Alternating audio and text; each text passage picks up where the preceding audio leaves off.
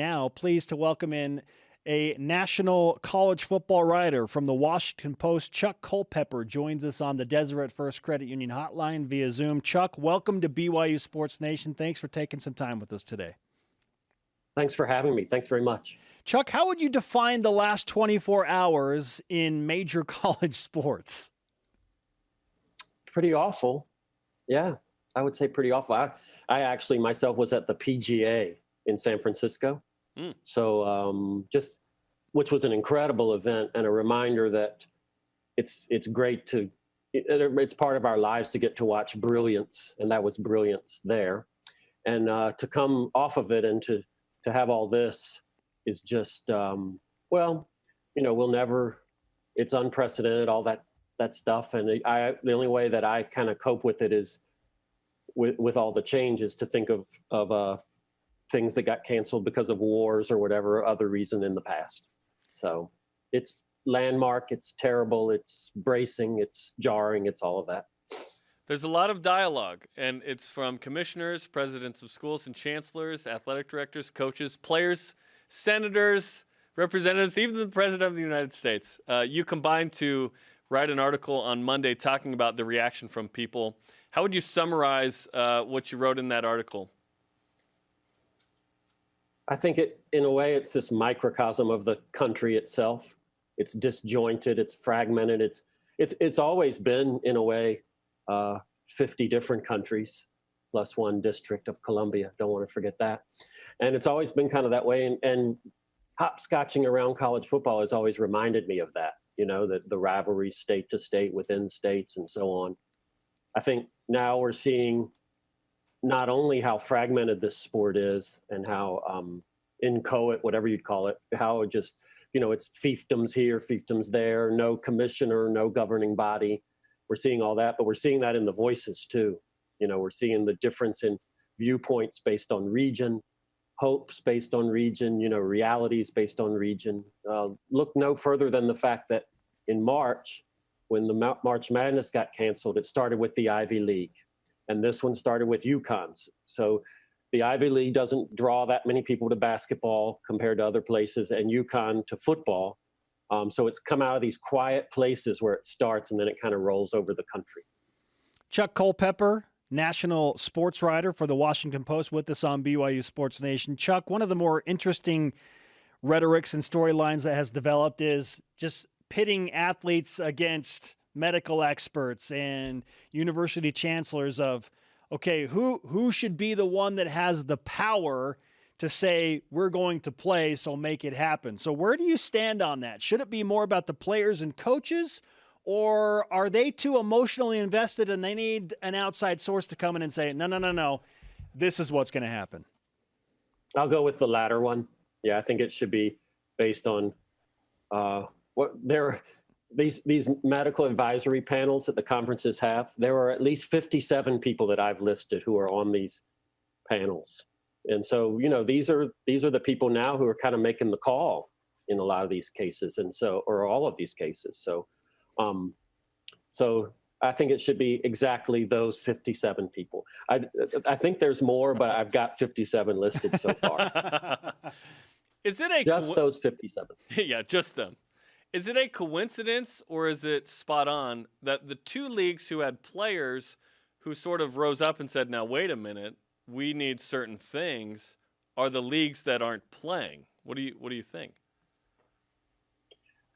I don't know that answer, and I don't ever bet, but I know which way I would bet if I did bet.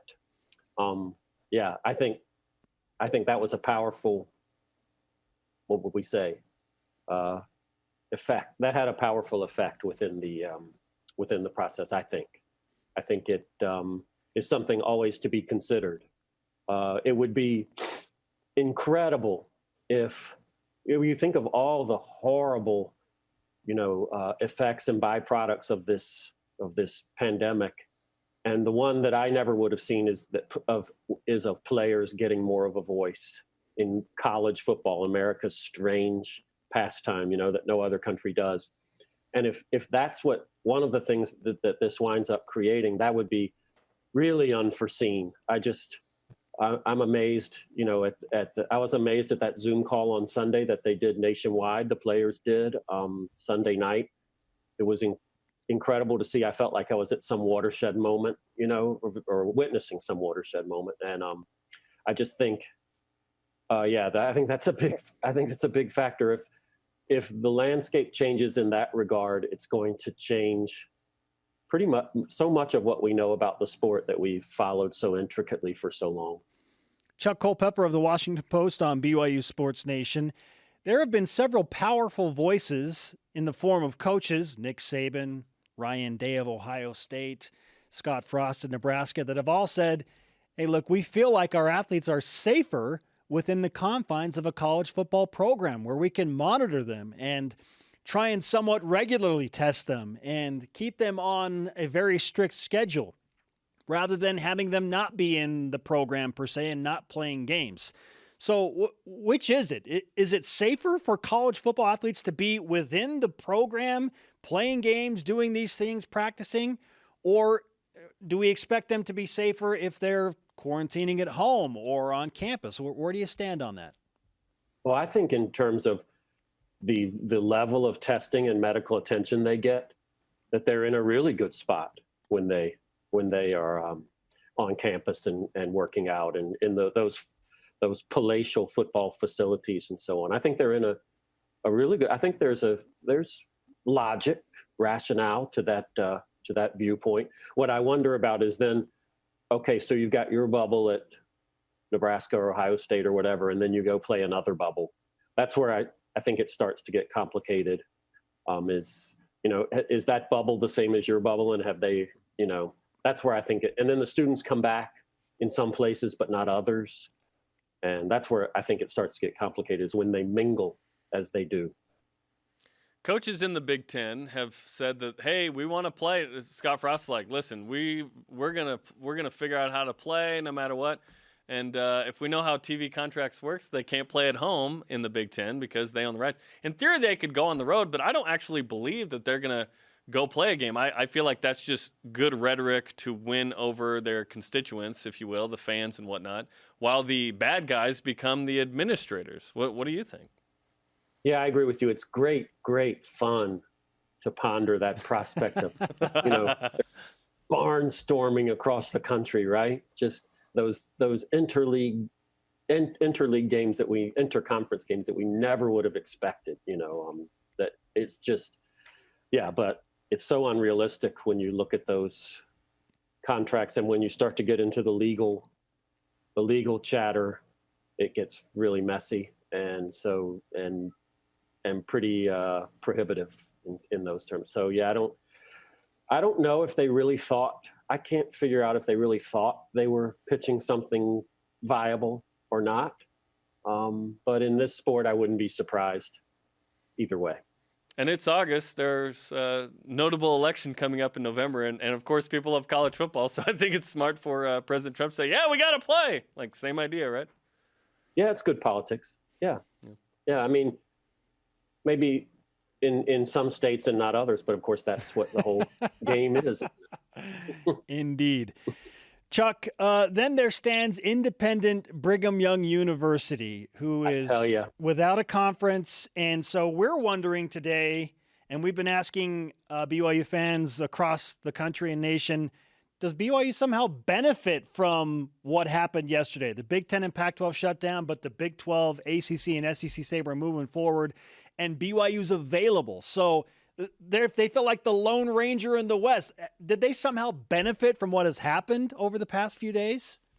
I tell you, I apologize for not having given this any thought yet because of the so many stories that are rushing through the head, But that is a really interesting spot there. Fascinating. That, yes, I think it could have some benefit, certainly. I mean, it could draw more attention, which always helps, right?